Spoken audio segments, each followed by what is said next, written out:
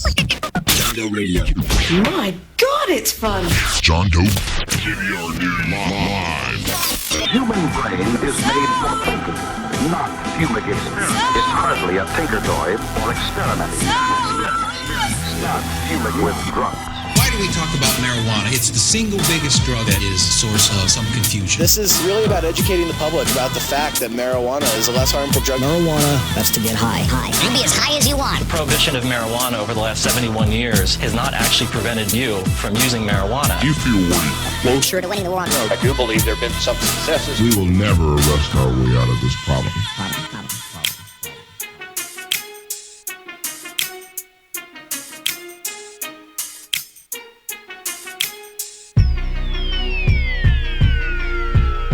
Welcome to JDR News Live. I am your host, Tim Martin, a.k.a. John Doe. How you doing? Thanks for hanging out with us. It is a Wednesday here in the Mile High. Hopefully it's a fantastic day. Wherever it is you are and whatever time you're listening to us, it may be night, maybe morning, maybe afternoon. You may be on a hike. You may be on a bike. You may be out of sight. You may be on a flight. You just might. Perfect Dr. Seuss poem there for you. Like I said, thanks for hanging out with us here on the John Doe Radio Show. Tons of stuff to be able to get to today since yesterday, and really the day before, but specifically yesterday. There's stupid issues with, I have no clue what happened. Something clicked on the production computer and it froze up the audio, and the people in the chat room, a couple people, dudes, always there like, hey, motherfucker, we can't hear you. You screwed the couch. And I did kind of see that, but then I thought I fixed it. And then when I went to the backup was all screwed up. So somehow the source ended up farking the couch, and here we sit. But that's all right. It means we have more stuff to cover today, including some news about the quote-unquote drug czar, who doesn't specifically like the nickname of drug czar. Yearly congressional spending bill that was released early this morning. 1 o'clock in the morning D.C. time is when Jared Polis and other congressional members got a hold of this spending bill, and it's basically a spending bill for everything in the United States for the year, and a couple underhanded chizzes. We'll get into it. Feds siding with Colorado and urging the Supreme Court to not take up a lawsuit from Nebraska and Oklahoma and overturn Colorado's legalization. Tongue-tying headline. Long headline there. That's all right. It's important. THC increases noise in the brain. Noise. In 9 different ways. That was a horrible Howard Stern reference there. High schoolers smoking more weed than cigarettes. Canadian liquor stores may sell cannabis. And a fee hike proposed for Oregon medical marijuana patients and medical leaders. I should say women leaders in cannabis as a whole, because, you know, that's kind of a big thing in our industry. If you didn't know, well, you should know. And we'll see which one of those we get to, because that's quite a lot of news to get to on the John Doe Radio Show today. But hell, that's what we do, is we sit down and we talk, right? So let's get to it. Let it go. You're now listening to Billet Beats.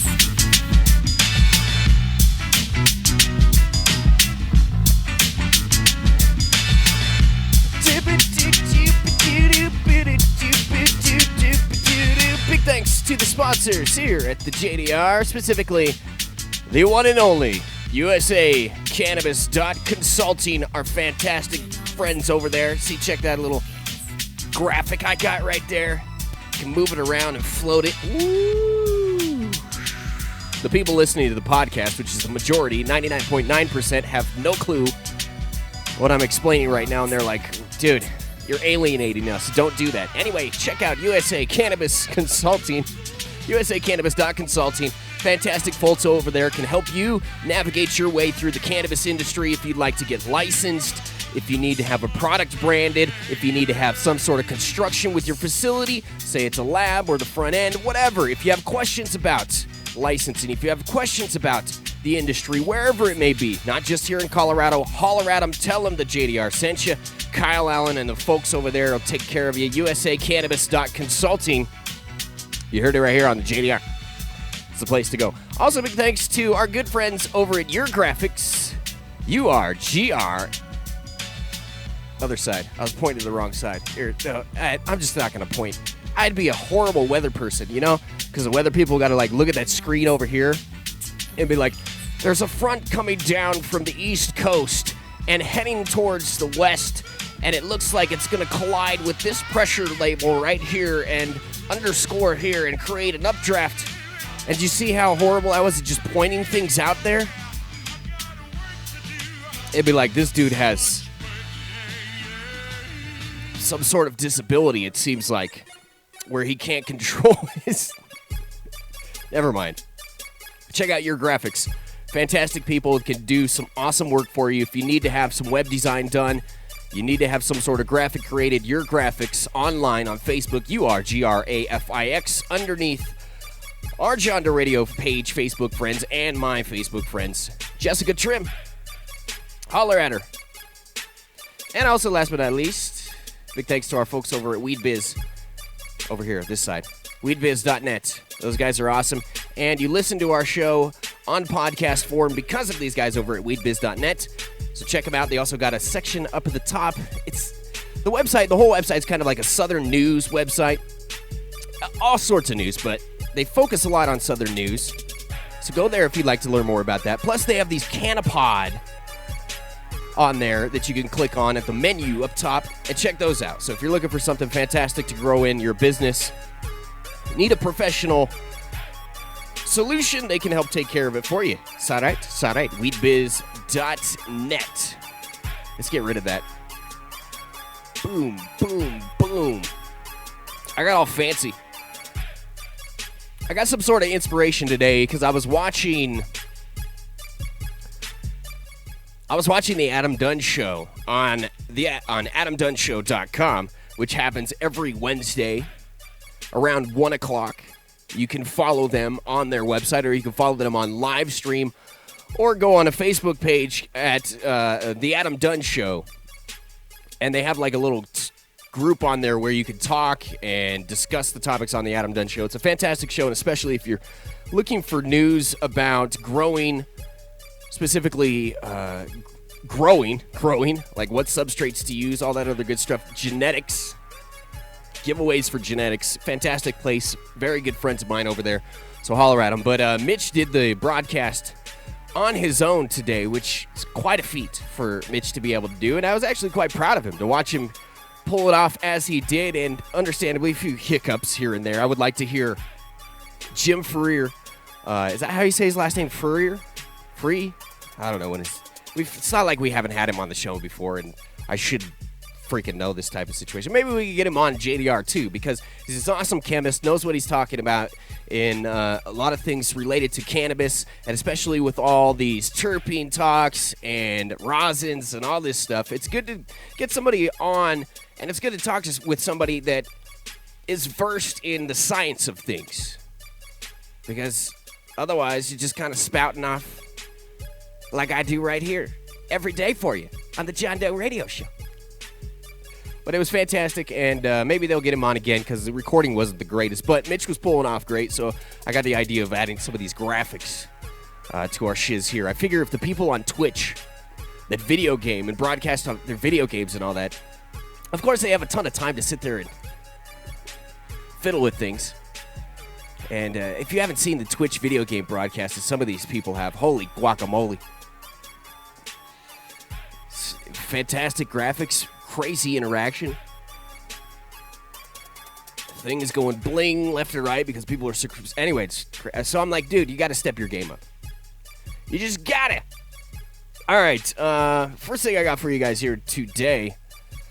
Where did I put that? Yeah, that's what I did with it. All right, so there's this new drug czar that's already in place. His name is Michael Botticelli, and he's a former addict himself, specifically alcohol. And he was on 60 Minutes, so if you'd like, go to 60 Minutes website on CBS. It's right there on the front page. You can click on this story and hear the whole thing. It's only about a 12-minute long story, but while you're there, make sure you check out the story about snitching. Number one, you should stop snitching. Number two, It's a fantastic story about how the police make people in the drug war, specifically low-end drug users, do heavy work that ends up being, pretty misbalanced, not only in the justice system, but really in the eyes of street justice.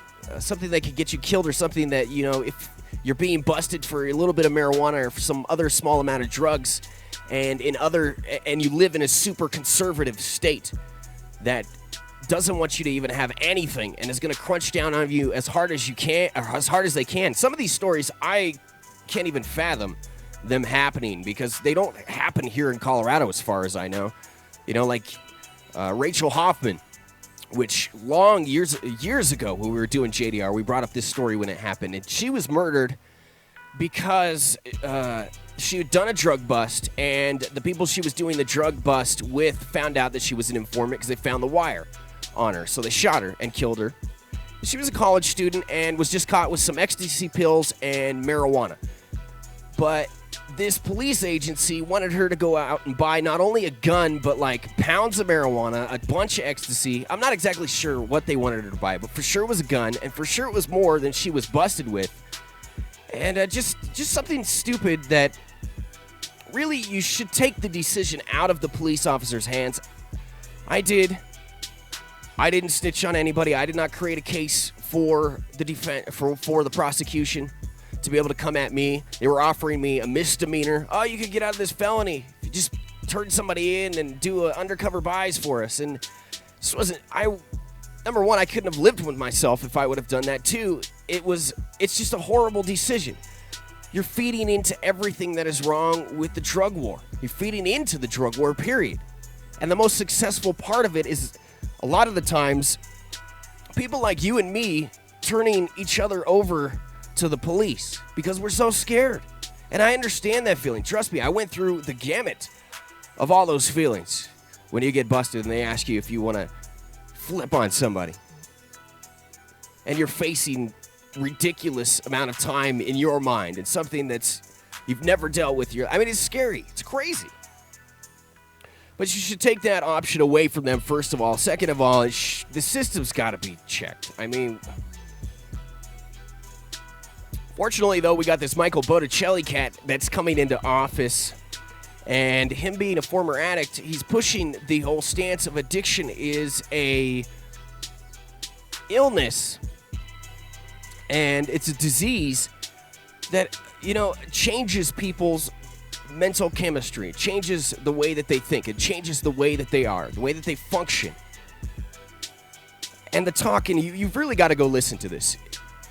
I don't urge you to go outside and listen to a bunch of stuff and I always want you to learn for yourselves and read these news articles, and I always tell you where I get the news articles, or at least I try to. But this CBS News, you got to listen to this Michael Botticelli guy. Now, granted, he's not for legalization, but if you understand what he's been through and the type of teaching that he's had, for instance, he went through AA is not okay with cannabis use. It's not okay with really anything that leads you to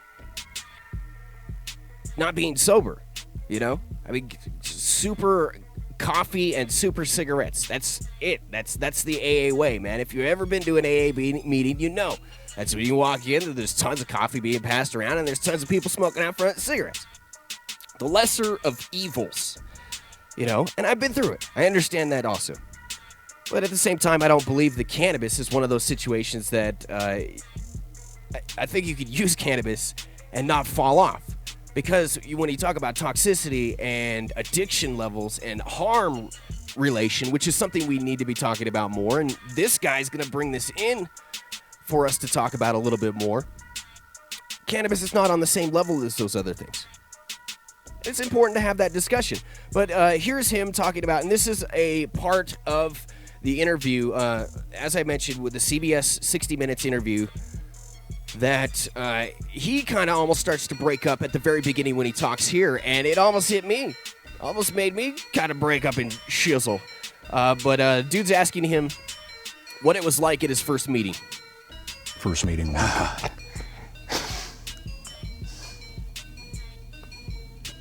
He's having a hard time. It's hard for me to talk about this, and not from a sense of sadness, from a sense of tremendous gratitude. We got you, brother. This was the first time that I raised my hand and said that I was an alcoholic and that I had a problem. And what the miraculous thing about that movement is that people rally around you in ways, addiction is such an isolating incident in your life. You feel alone. And, when you come into a fellowship like this and people just surround you and say, we will help you, that you're not alone, that we've been through it before and you will get through it, just gives you such great hope. Now, I can understand how you would be like, why, that's pretty specific when it talked about addiction, and it may not hit you home if you've never been an addict. But if you've been an addict before, the way that he talks, and if you understand the power that he has, the office that he has, it's something that we have absolutely never heard before on a federal level with someone in an office, specifically the Office of National Drug Control Policy. It's not the DEA we're talking about here. Specifically, hell would freeze over before the DEA were to talk ways that he's talking right now. That's just not going to happen. Their whole directive and job is to fight drugs, period, end of story, in a criminal way. It's written that way. You go to work for the DEA, that's your job description. Period. You're paid to be anti this. Even if something comes into play where it's positive, it's your job to make it anti. So it is. It's crazy to hear this dude talk about this. I think I might have one more clip. Let's see here. It's actually a title that I don't like. Why? Because I think it... Okay, this is talking about how he... Let me turn this up a little bit here. How he doesn't like the title of drug czar. And this is the important part, I guess, for the rest of us. Not specifically the people that are addicts or that are wishing that they could get treatment for some of their friends. This is for the everyday Joe Schmo that is busted by maybe a small pot bust or whatever it is. That whole drug czar idea. I mean, that's... When I first learned about, like, a drug czar, you first heard about it, that's not something that brings American government to mind. At least not with me. The whole czar part of it. I mean, it's maybe like a Russian czar or some shiz like that. I don't know. Let's get to it. Notes this old war on drug focus to the work that we do. It portrays that we are clinging to kind of failed policies and failed practices in the past. Are you saying that the way we have waged the war on drugs for more than 40 years has been all wrong? It has been all wrong. Boom. I mean, it's insane to hear him say it has been all wrong. Not once before have we ever heard that from anybody previously in this office. It's amazing. It's something that I wish the people in our industry and I wish the people in our community were talking about a little bit more. And when you get more into this interview with him and he talks about, it's just so hard to get people to agree on how we should end the war on drugs and how things should be regulated. Everybody has their own opinions. Just look at California. It's a perfect example of the same problems that you run into with just pulling out of the drug war, period. And the things that this guy offers, and the fact that he's not for legalization is going to completely turn off a large portion of our community, which it shouldn't. Rest of the way, you should go check that out anyway. It's the 60 Minutes, New Direction on Drugs. Michael Botticelli, fantastic speech that he gives. I guess interview, you should say. Gotta get it right, John Doe. What the hell, man? What else do I got written on down here before we get into some shit? Oh, yeah, yesterday, before I kind of farked up the couch on recording, I don't know, I still don't know what happens. Like I said, shiz was farked up from the source, so the recording missed it. Like, literally, in the modern age of JDR, one of the true times where I'm dumbfounded and flabbergasted, trying to fit two words together there, of how we lost that audio. Like, I've known before that we might lose audio in certain situations, but that was a rarity. That shiz hasn't happened in, like, years, I don't think. But I could be wrong. My memory is absolutely horrible. Oh, yeah, I was talking about the Emerald Cup yesterday, and I guess there's some sort of question. I don't know. I was going to make a correction because I had heard that they had pulled out the tests, the ones that had failed for whether pesticides or whether they had mold on them. I had heard possibly that those samples were pulled out of some of the judges' kits. And that's what I'm kind of thinking that it is after talking to a few different people, that it was pulled out of just a few people's judges' kits compared to the whole, and not everybody was given these failed buds and whatever, some of the early tests. I don't know. It's frustrating. But either way, it was very encouraging to hear that that was possibly something that had been done, because it goes to show that the people that are running this, Tim, I forget his last name over there at the Emerald Cup, with whoever starts to do this first is really going to get a lot of kudos from the industry and start attracting a lot of the who's who's. If the Emerald Cup doesn't already attract the who's who's, and it's probably that specific event. I don't know how you compare it with the Denver High Times U.S. Cannabis Cup with anything else, but it's got to be 1 and 2 with the U.S. Cannabis Cup here in Denver and that event out there. I don't know. I haven't heard back from too many people about the Jamaican Cup, but the problem with the Jamaican Cup is it's hard for people to reach, they think. You know, it's like, yeah, I can't get there. And part of the reason why the Emerald Cup is so awesome is that the people that can't necessarily get out of Cali or don't want to leave, I mean, this is right there for them. So it's a fantastic cup. I think it's top 2. And as soon as these companies, like I've said before, start to realize that they need to take these failed samples out of the judges' kits and start carrying more and taking more pride into their competitions, being less underground but still holding the respect of the people that are in the underground, then we're going to start to lift off with these things and continue with the trips to Jamaica and the cash money prizes, the tours, the boat trips, which are called cruises. All right, let's get to this news. By the way, if you got any comments, I'll try and pay attention to the chat room a little bit more if you're coming in and out, or if you're just chilling, listening, smoking a bowl, trimming, whatever it may be. Some news real quickly. The numbers for Colorado, I don't like people to think that we're just trying to focus here on Colorado, because we're not. It's just specifically that we have this vibe here in Colorado, and it spills over because it's unavoidable because we're here. So if you ever have something that you'd like to get to us, ever have a news story that you'd like to write it to me, write it down and then send it to me, johndoeradio@gmail.com. We've got a few that I think people are going to try and input with us, but sales fell again. Tax income fell again this last month here in Colorado. And I got to thinking, after seeing a couple people's posts, that really the big reason for this the past couple of months, not only was the tax break that we got here in November a big punch to the income and big punch to our tax revenue, because a bunch of people would just go buy and stock up on that non-tax day, but it's also harvest season. And we really got to remember that. And businesses probably, if you're running your business, you need to think about that too, that once harvest season comes around, there's going to be probably less income for your business, less people coming to come buy your cannabis because, well, their buddy just harvested. So that's just a side note, some news there. Earlier today, when I got up, which crazy, the past few days has been like going to bed at like midnight, getting up at 6. It's unheard of for me. I had seen a post from Jared Polis this morning, which he's a congressman from here in Colorado. Fantastic dude. Fights for rights all over. He is a homosexual. He is a gay man, so he fights for rights, obviously, for everybody there, and makes tons of moves, and is getting more and more powerful in Congress as the years go on. And he's very supported and well-liked here in Colorado also. He's a very open congressman also. I've met him multiple times, had conversations with him multiple times, messaged him on Facebook today, and he messaged me back. Just a great dude. And he fights for cannabis reform. He introduced...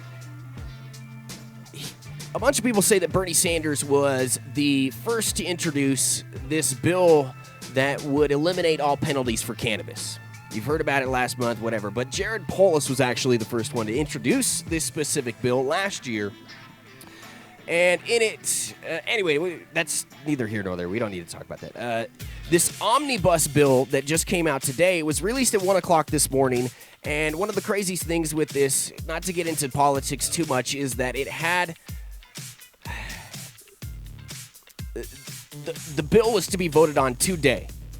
And I'm pretty sure the bill passed as we're talking right now. I should probably check up with my news, but this bill, it's just the spending bill, period. And one of the tricks in government for people to do, in government, Republicans altogether or Democrats altogether, is to take a bill that has the same number. Because here's the deal. You can't turn in like a 2,000, however many page bill that this was, with like a few hours to go before it's voted on. It has to have a reasonable amount of time to be read by congressmen.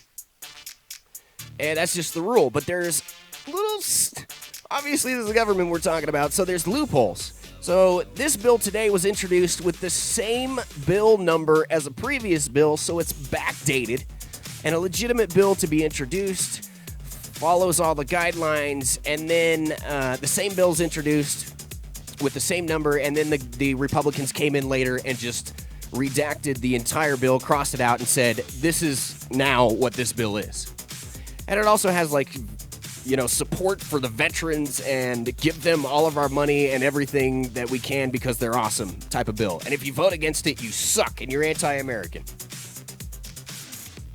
I mean, that's pretty much the way that it looks like happened, and government happens like that all the time, I'm sure. Anyway, in this bill, it includes another $55 million increase for the DEA, which sucks because when you're sitting down and watching President Obama and his administration go forward, and you see him like visiting the prisons, and he's talking about sentencing reform and all this other stuff, it's hard to see the DEA keep getting increased funds every year when this is such an issue. And fine, if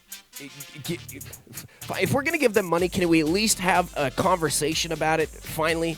Can we at least sit down and talk about how worth it is for us to keep increasing this money that we send to this organization that a lot of people are starting to agree heads the most ridiculous and failed and wasteful and hurtful, quote-unquote hurtful, in many different ways, I don't know, war that there is, has ever been.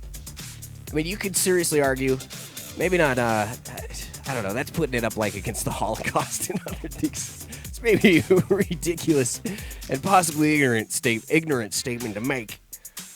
But if you think about it, how many people for the past 80 to 90 years have been affected by the war on drugs? Every single person in the United States is affected by the war on drugs. You know you've had somebody that's been affected by the war on drugs, and if not, it affects your pocketbooks. This $50 million spending increase, which doesn't seem like a lot, but every year it keeps happening more and more and more. It just sucks that we are not to the point yet where we're having a sit-down national conversation and serious conversation about actually eliminating this damn organization.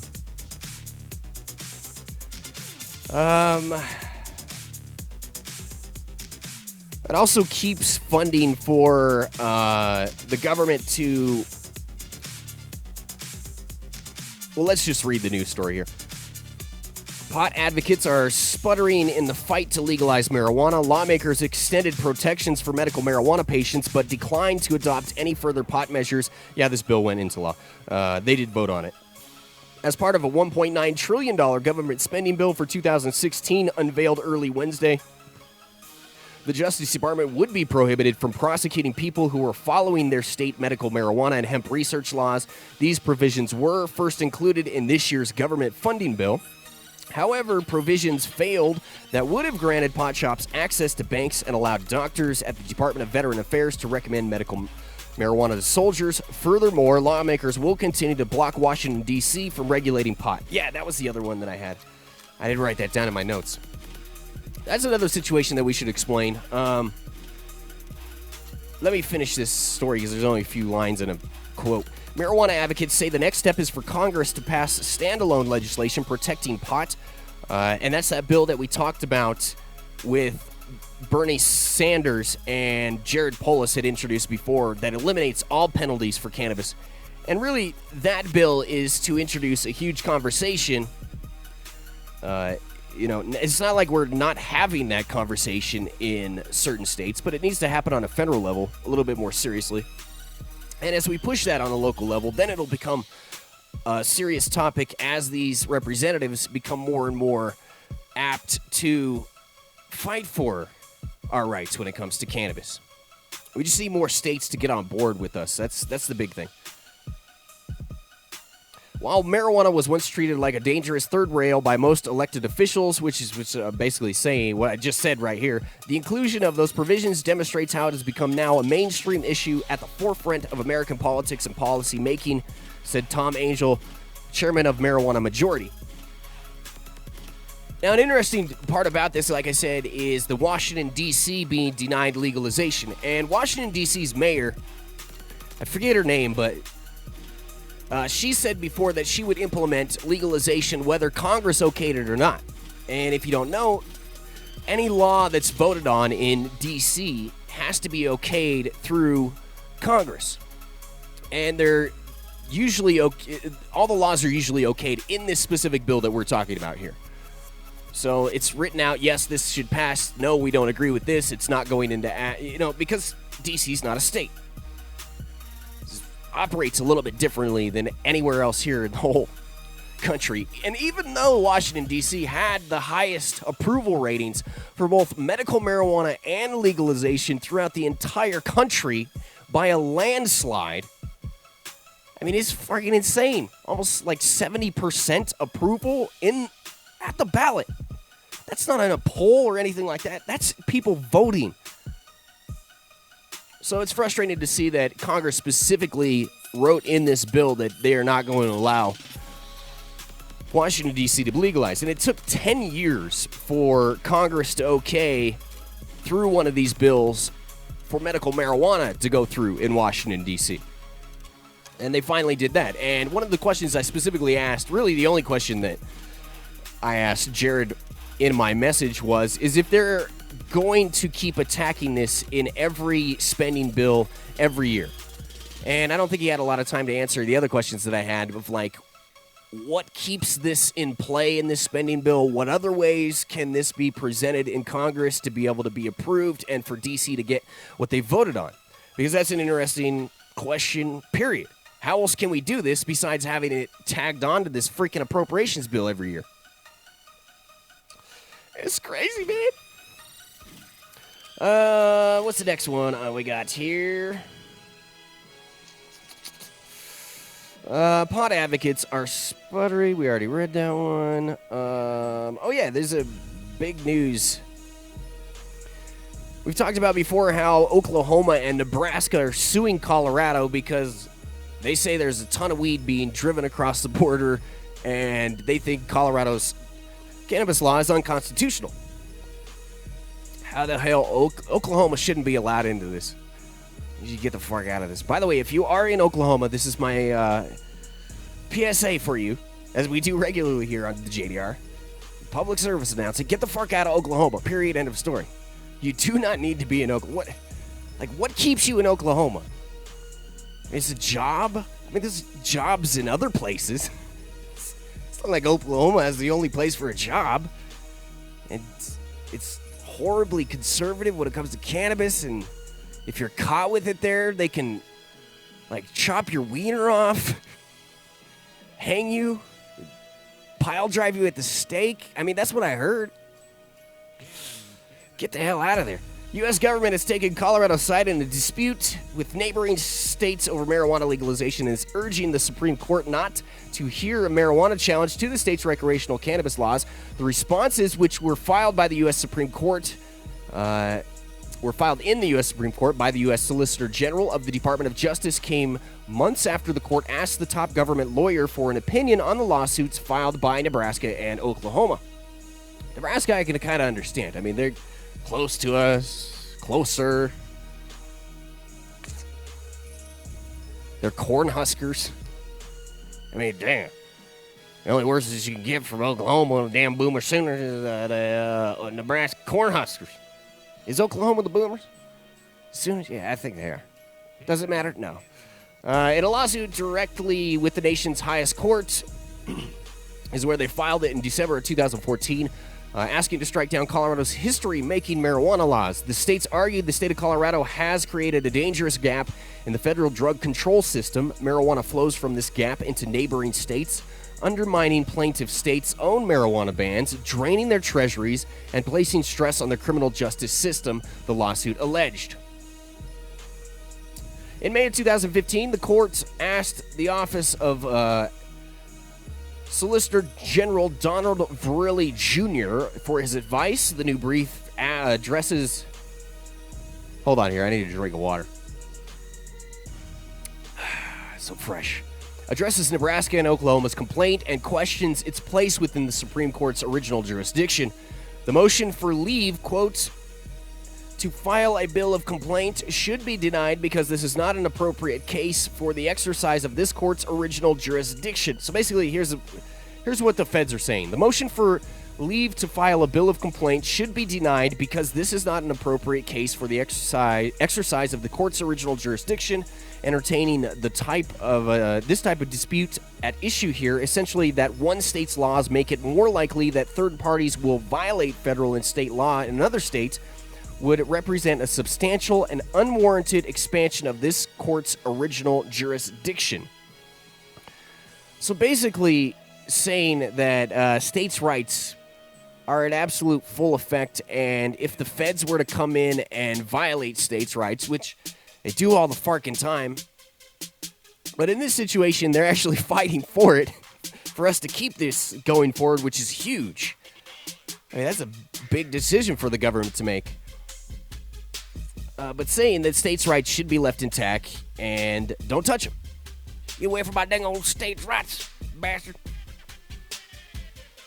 So that's pretty cool to hear. Fantastic news story. By the way, that news story is from the Cannabis, who held their Cannabis Awards last night. It's a fantastic time to be in the cannabis industry when everybody is holding Cannabis Awards. Freaking ridiculous meme that Michael Hawley, Mr. Bike, made the other day, and there's Adam Dunn standing there. And the funny thing is, Adam would have said it this exact way of, next thing I know, they're giving the same award to everybody in the room. I just hear Adam's, I don't know, it's funnier to me when I hear it in my head. You don't have telepathy, so you couldn't hear it from my head, and therefore it just seemed lame, and I'm sorry. It's ridiculous. That was a funny-ass meme. Specifically referring to the High Times Trailblazer Award, which went out to tons of deserving people. Don't get me wrong, I'm not trying to talk shit about High Times or any of those people, but it's just funny. Like, all of a sudden I turn around and everybody was getting the same award. Continue with the news, John Doe. Continue with the goddamn news. News story came out today, which a lot of people in the cannabis industry are kind of trying to spin. I don't know.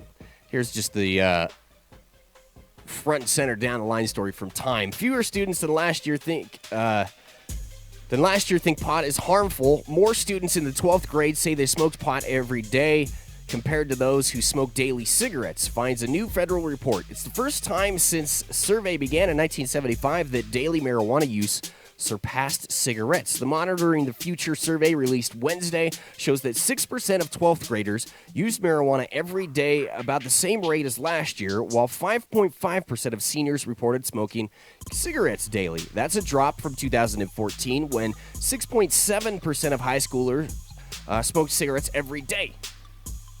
The perceptions of pot also changed. Fewer students think it's dangerous. About 32% of seniors said they thought regular marijuana use could be harmful, compared to 36% who felt that way last year. 4% drop there. The sense that marijuana has medicinal purposes and that doctors are prescribing it creates a sense that drug cannot be so harmful. Can we say sense again in that damn sentence? Oh, she's impressed that marijuana rates didn't rise.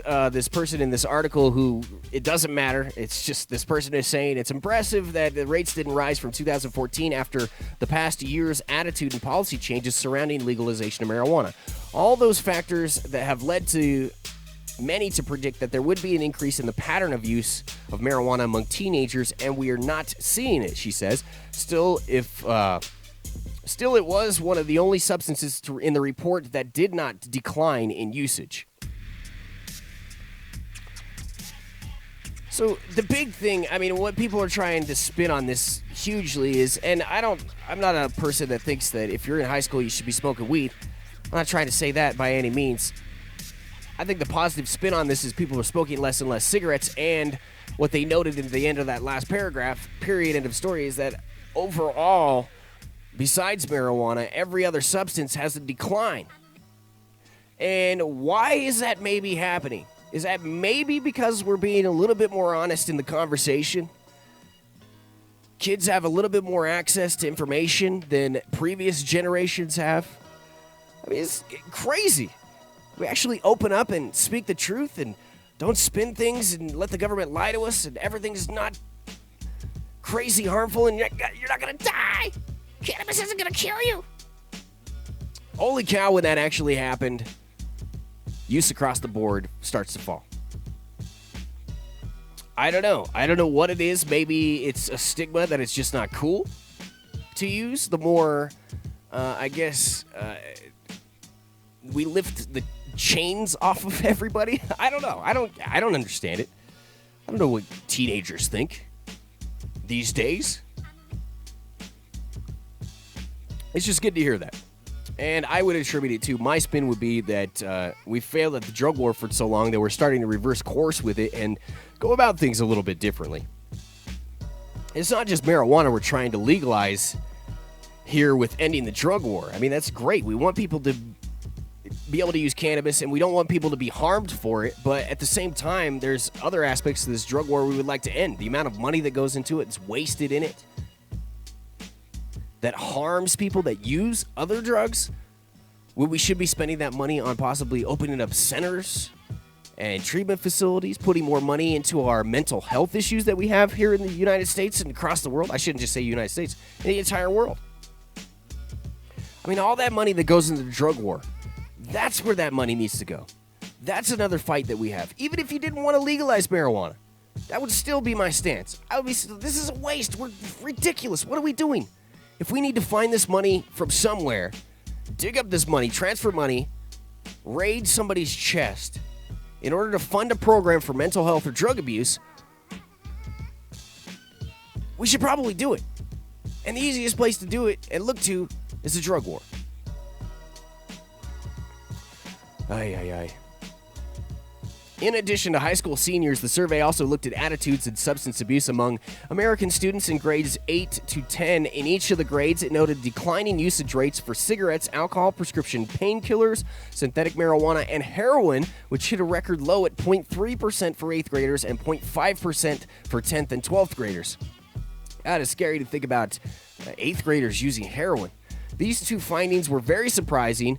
Experts were worried that since prescription opioids and heroin have gotten more popular nationally, that we might see the same trends in teens. And that is another scary part. Is we've developed this problem here in the United States to where we are seriously open and have an addiction to prescription pills. Across the board. Prescription pills are the answer, and people generally view them as something that's quote-unquote safe. I mean, I think that they're like safe, that if you take like 50 of those, I can't take 50 of those and overdose. But in other ways, you know, it's like, okay, I'm listening to my doctor, this is a safe type of situation.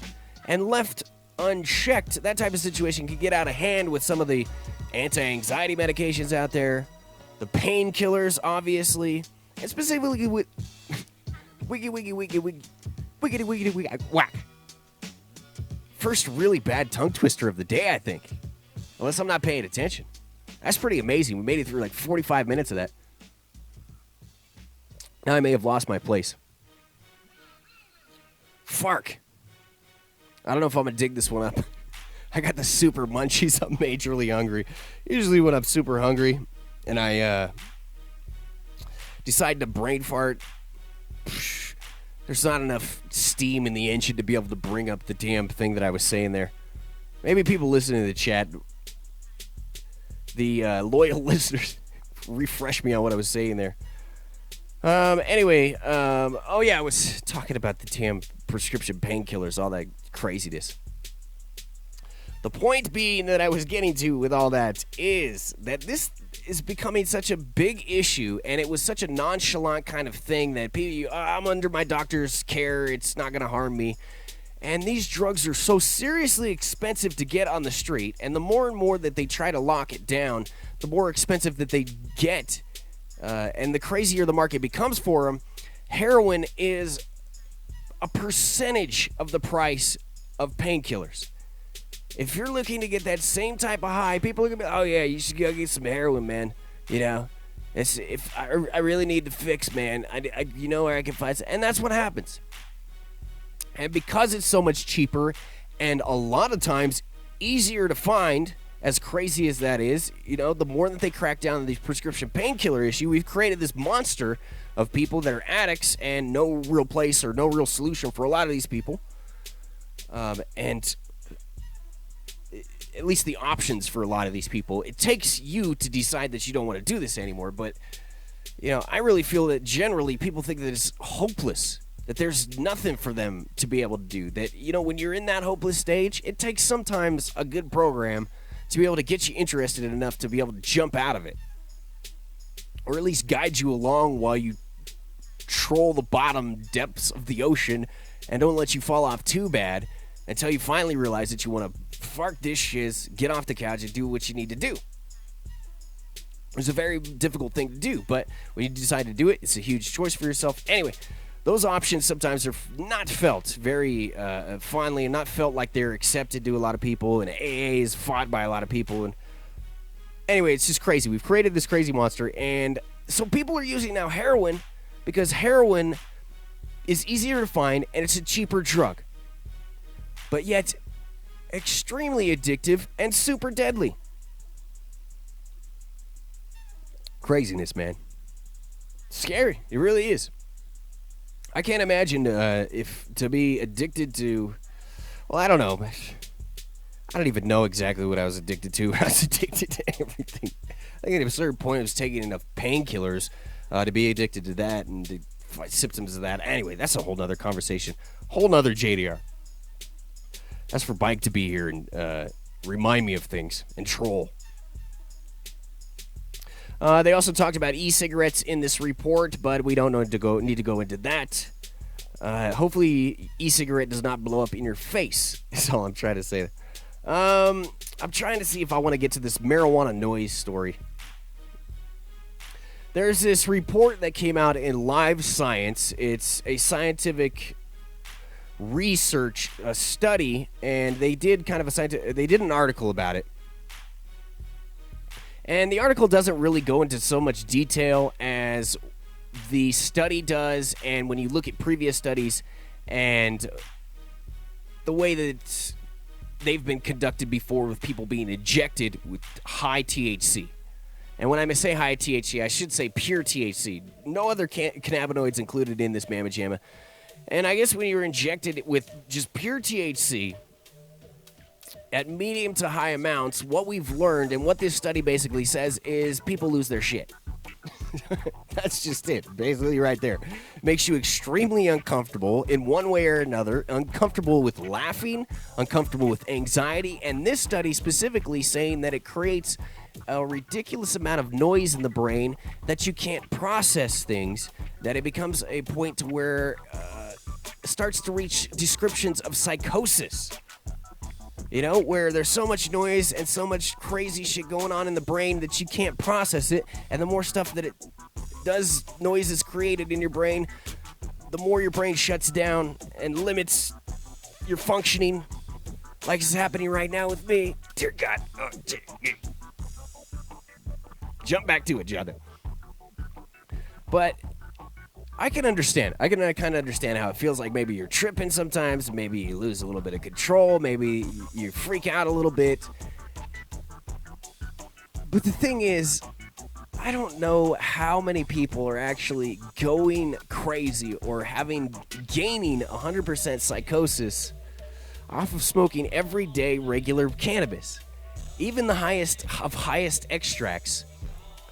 Because of these other cannabinoids that are included in this mix. And more we find out through science how the effects of terpenes and cannabinoids, and I mean, we don't even know how many cannabinoids are still left in this plant to be able to be discovered. We're finding more all the time, and we're finding the effects that they have on the body constantly. It's a fantastic situation that we're in, being able to learn about this, opening up with science, universities being able to now study it the more we reform. But like I said, this article talks about how it's an intravenous dose of pure THC. I don't think anybody I know, maybe I take that back. I've had one person come to me that I might believe that could put together a concoction to where you can shoot up THC. All I'm saying is that these studies are confirming that it is not the most smart idea in the world. Because if you want to go into outer space, you want to get farked up, you want to lose your mind, that's the way to do it. It's basically the same thing that happened, if you've seen before, on that BBC study they did years and years ago, where that reporter goes in and she gets shot up with a mixture of cannabinoids and then the pure THC. The one that she has, the mixture of cannabinoids, she has a decent time. Granted, she's lifted off her ass and can't function.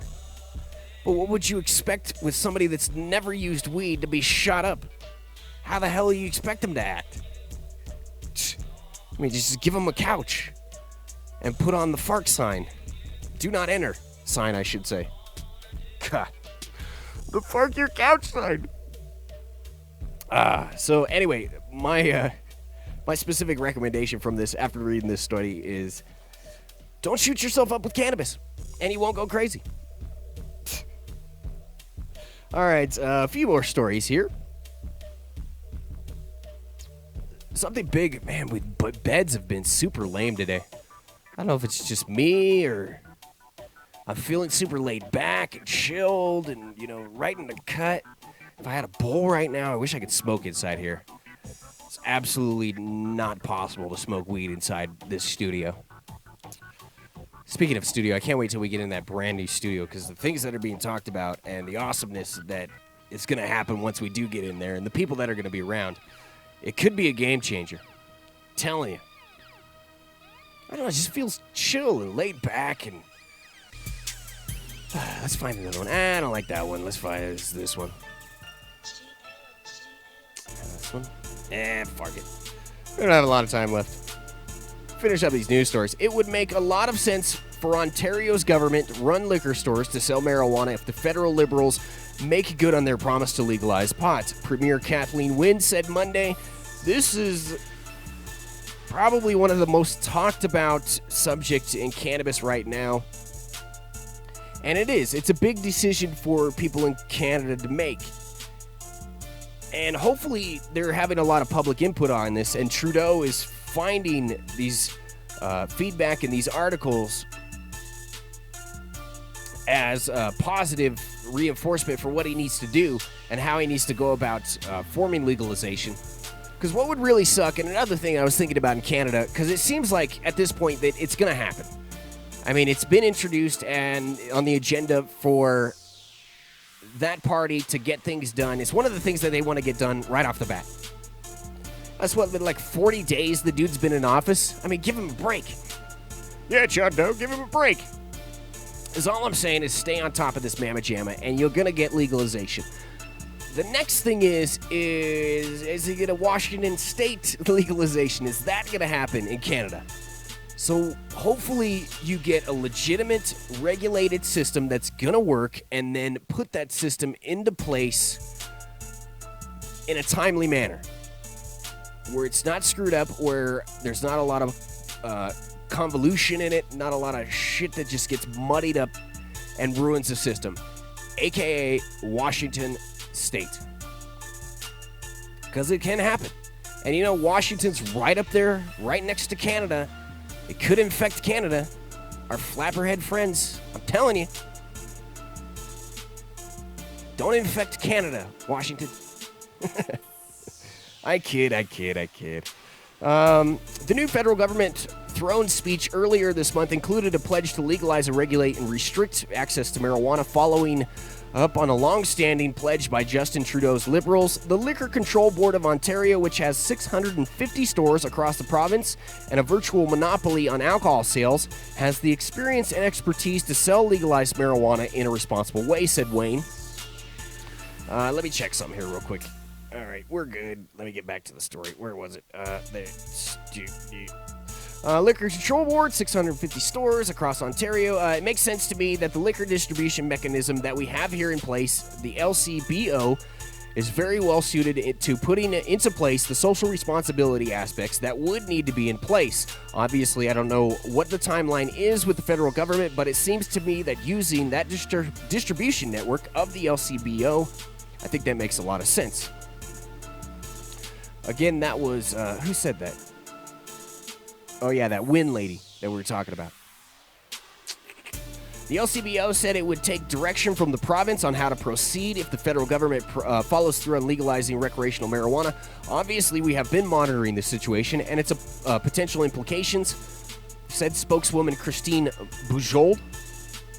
However, I think that's how you're saying it. However, the federal legislative change and specific direction from the provincial government would be premature for us to work on anything concrete and put together operational plans.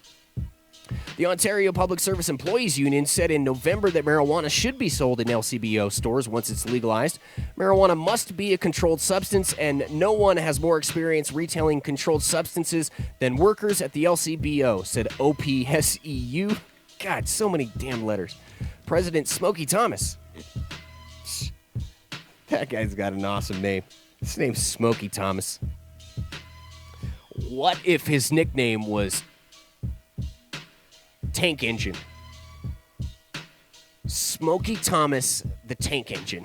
It's gotta be his nickname.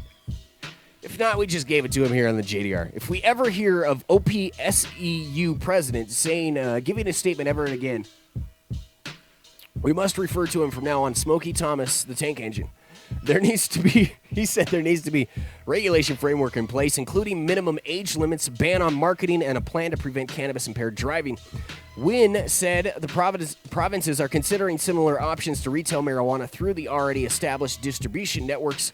The unions representing workers at government-owned and private liquor stores in British Columbia formed a partnership to advocate for the sale of legalized marijuana through the province's existing system for retail alcohol.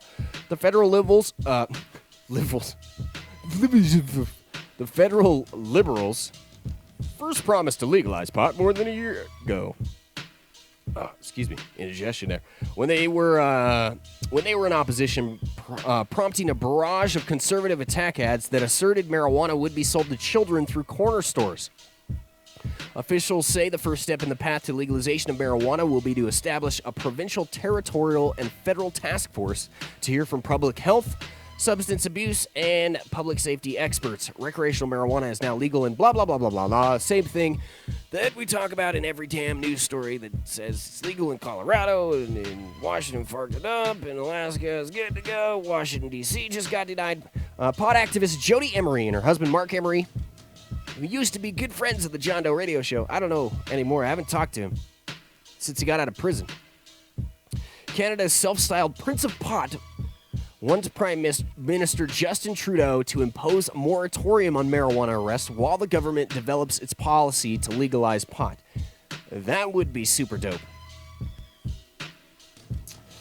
Although the frustrating thing with that is the drug laws are so complicated that it would have to write out a whole damn report of like what would be legitimate, what wouldn't, what situations. I just don't think the government would want to open that can of worms, even though it's something that they should probably do. Also, I'm not too sure that Mark Emery's, I think he was always that type of person that was, you know, he was going to be okay with regulation. And then I haven't followed him too much since he got out of prison, especially here the past year. And it's not saying anything bad about him or anything like that. God, I got like a mite jumping off the mic into my damn nose. It's itching me like crazy. Jesus. Not that you care, I'm just saying it's affecting the show, and it affects my psyche as I sit here and look at the image going on across the internet, and I'm sticking my finger up my nose. It's a beautiful sight. It's fantastic. But Mark Emery has kind of been, from what I understand, not necessarily the most positive with the regulation side of things. That he's one of those type of people that ends up being, and I may be wrong here, I'm just kind of characterizing people as a whole here too, that the stoners against legalization, that if it's not all or everything, all and everything, then we're not going to do it. We don't want to go for anything. We're not going to vote for it. We're going to keep this shiz down until the right shiz comes along. And if it's not 1 million plants with 1 million pounds being allowed to be possessed and letting prisoners out of jail and setting up a $1 hemp industry from scratch right off the bat, all this included in the same bill, by the way. If that doesn't come along, then I'm not going to vote for it. Not necessarily, that's not my bag of tea. And I don't think that you're very responsible. Trust me, and here's the thing, I don't want to alienate anybody. I don't think it's a responsible thing to expect. Because if you understand politics, you understand how we're going to implement this system and how other laws get implemented and how we're going to go from 0 to 2 and then maybe 4 and maybe some people will skip to like 6 or 8, but we can't go from 0 to 10. It's just not going to work. And we're probably never going to have deregulated completely cannabis. I just can't see that happening. I mean, it's always going to be regulated in some sort of way. And maybe the first thing to go is the limits on how much you can grow from home, but there's still going to be big business involved with it. There's going to still be a ton of money involved with it. We can't go back. We just can't go back. Jim, I just can't do it. We just can't go back. It's not going to happen. And we can try and keep big marijuana out as much as possible. The thing that I got to say about big marijuana is just enjoy the things how they are today. Because it may not be like that in 10, 20 years. It may be that big marijuana. But today, these companies and these people that we see at the events like the Emerald Cup, our friends that have built these fantastic businesses, those are going to be the businesses that are buying out others in 20 years. You know, like we have tons of breweries here in Denver, these craft breweries. And the more popular that they get here in Denver and the better products that they're producing and the more that they sell, it's a more attractive situation for someone like Budweiser or Coors to come along and buy out that brewery. It just so happens that we're still kind of in a sketchy period with cannabis, and who knows how much longer that's going to last. Those big-ass companies are not necessarily going to come in all in and say, we're buying up a bunch of these, we're taking up a bunch of these. I mean, it's risky for them. It's just not going to happen. So we stand a good chance of developing these companies that are those buyout companies of the future, those multi-billion-dollar organizations. And it could be you, the person that doesn't want big marijuana to come into play. And then someday you may look down in your pocket and you got $1 billion fucking dollars just off of something that grew in a tree.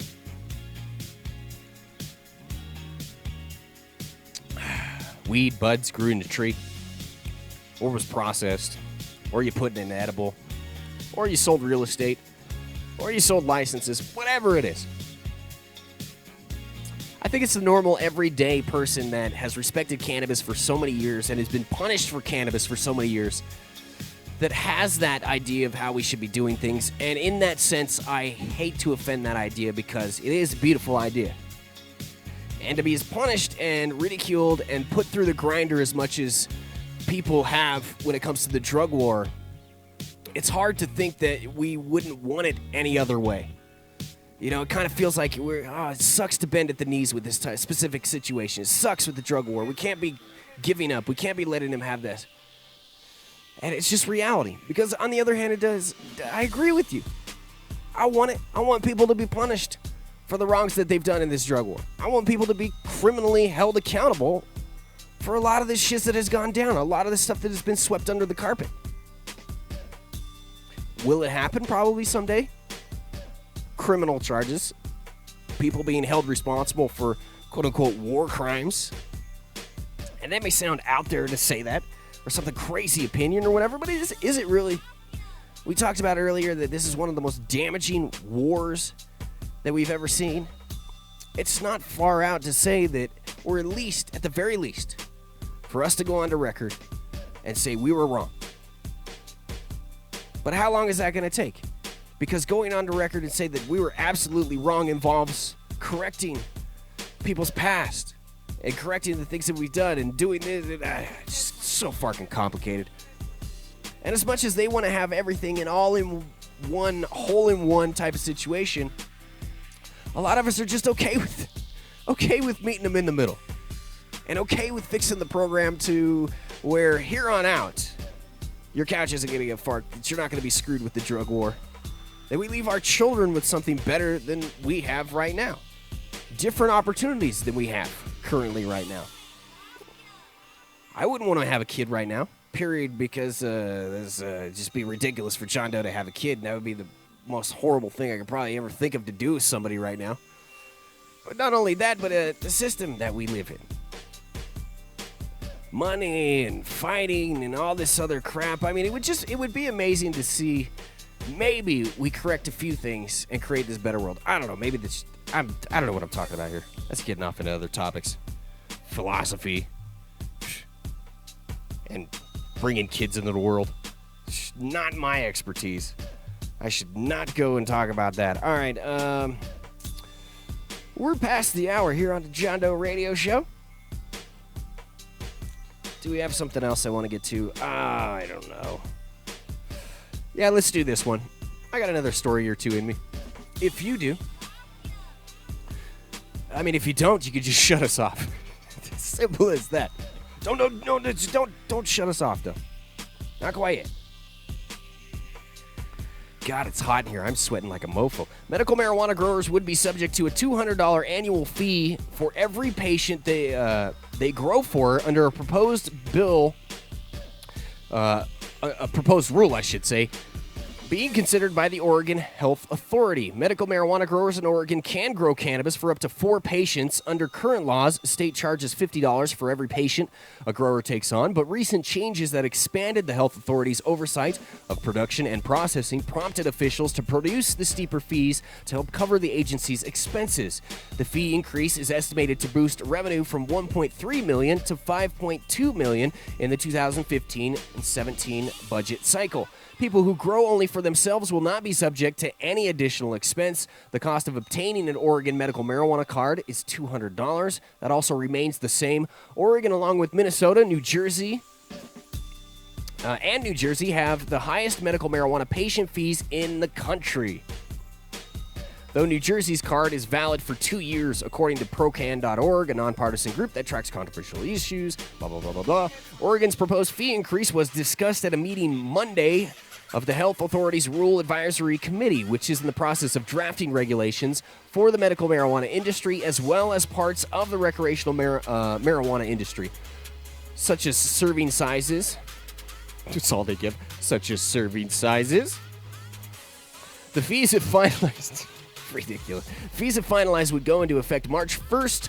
The agency also proposes a $4,000 annual fee for medical marijuana processors, people who extract cannabis or produce concentrates.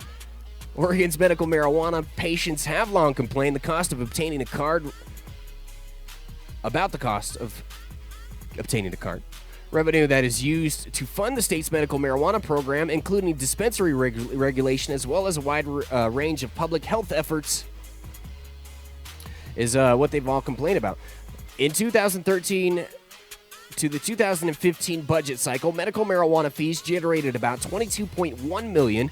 It costs $8.1 million to administer the medical marijuana program, which employs 38 people. The state spends another $8.8 million in revenue generated by medical marijuana fees on the public health programs, including emergency medical services, clean drinking water programs, contraceptive care, school-based health centers, and other public health efforts. Did you have your calculator out during that last paragraph? Because if you didn't, I don't know, you might be lost. Bottom line is, this is a money-making situation for everybody involved, because we all gotta turn... And this is another issue that I was talking about with people... This is another thing that people have issue with when it comes to the regulated system, is because shiz gets bastardized like this, and these fees are outrageous and outlandish for no reason at all. Number one, they're higher than they need to be, and these organizations, or the state departments, I should say, like Department of Revenue, health departments, are gaining a ton of money it's just too much money.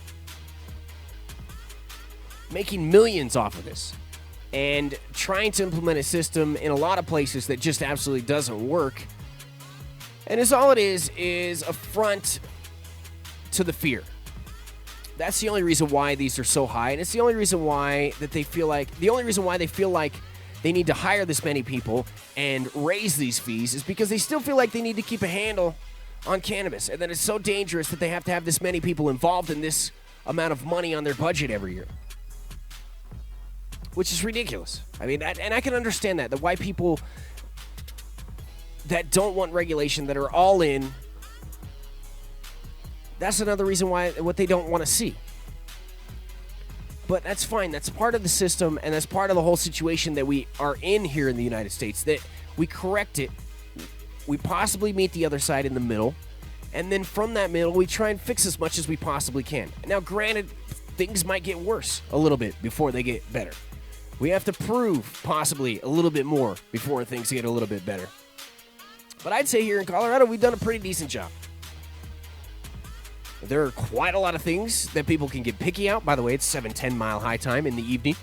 If you get a chance, you should take a dab right now. Whatever time it is, wherever you're at. Celebrate time travel with me. Bottom line is, if I see it, I understand it, and that's why it's so hard to sit down and explain it and discuss it, because we have to work within the system. If you don't want to work within the system parameters, you're just not going to get it done. Period. You're going to be looked at like somebody from the outside being crazy.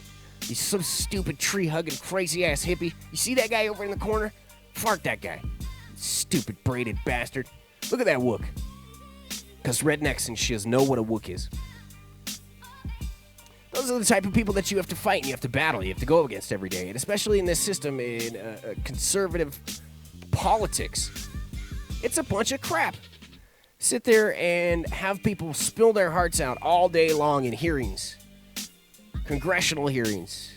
Small little committee hearings. And then that committee doesn't give a shit because of politics or one thing or another, and dumps all those opinions and what seems like the right thing down the drain. That sucks. That sucks to see. It's not like we can flip a switch, bing, with cannabis and change it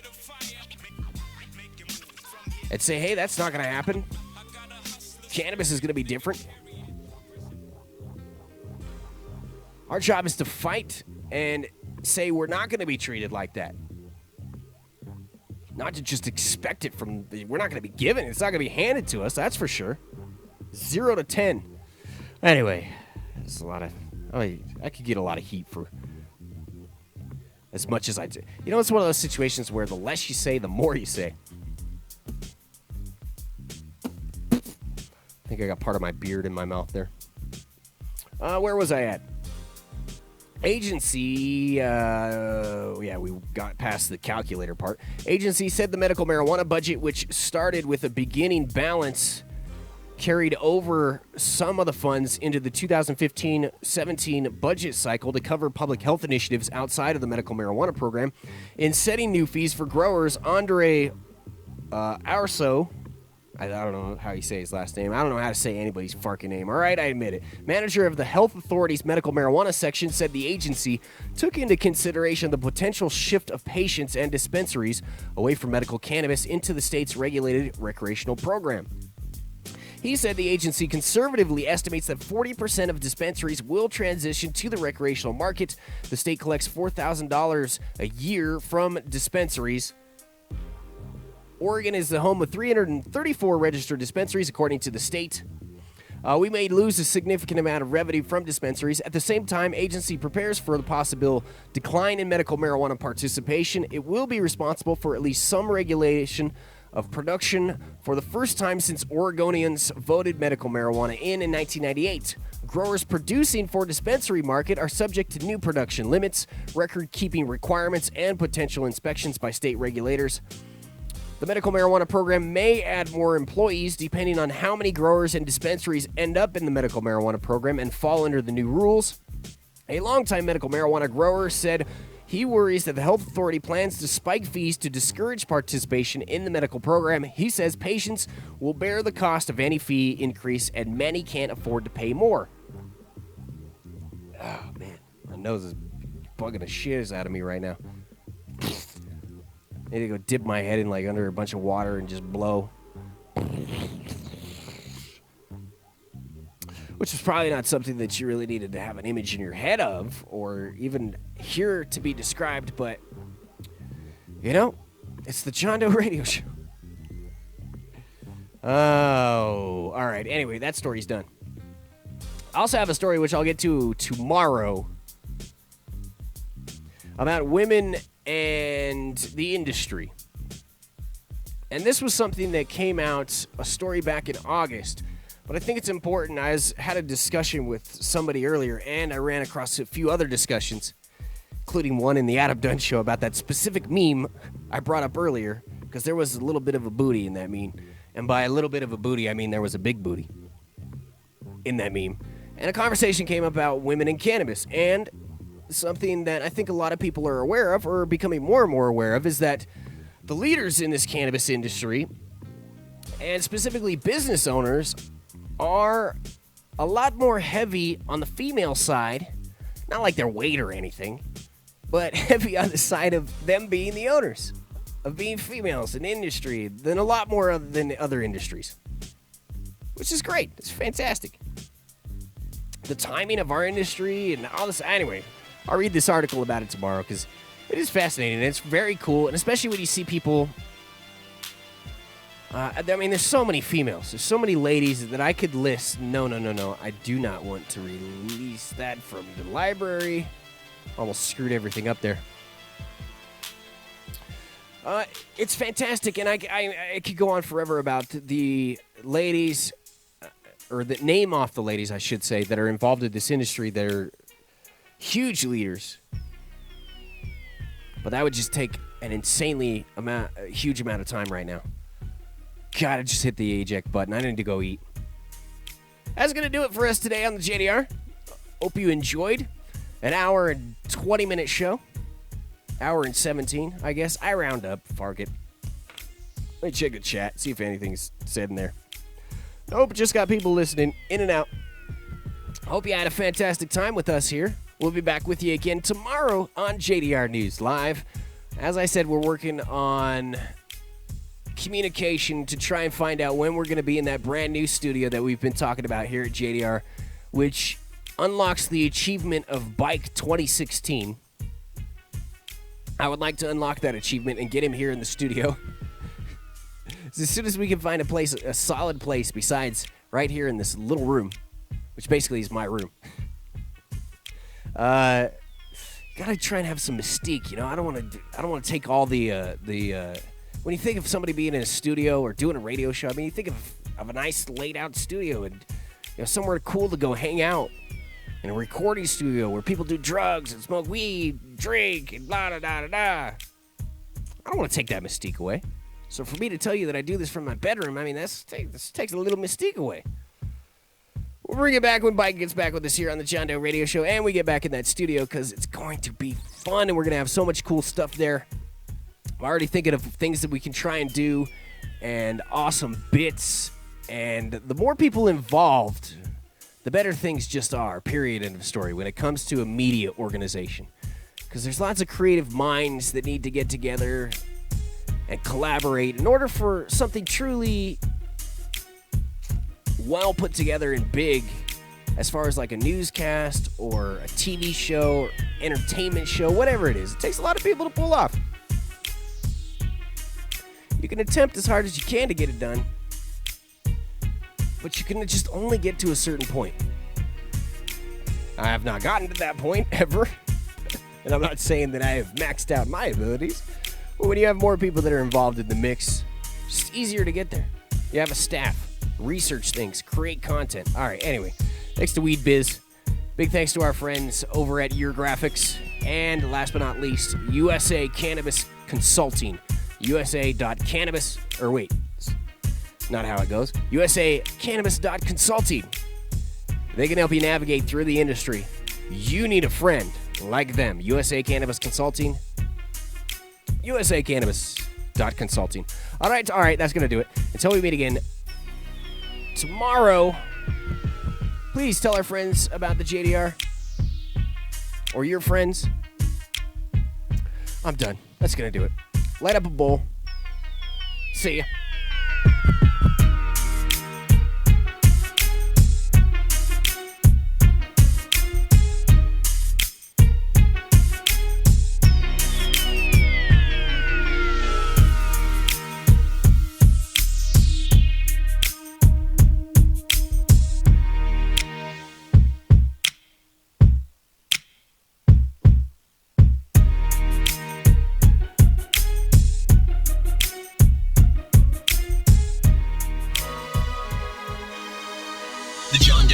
Produced by Cannabis Entertainment. The John Doe Radio Show programming is not limited to, but includes information and humor on counterculture subjects and is intended for informational and entertainment purposes only. We specifically include responsible marijuana reform. Besides, listening to anyone but your mother is just plain stupid. We accept no responsibility for your actions or misrepresentations, and we do not fully endorse the use of illegal drugs. You are ultimately responsible for yourself. Live. Waka.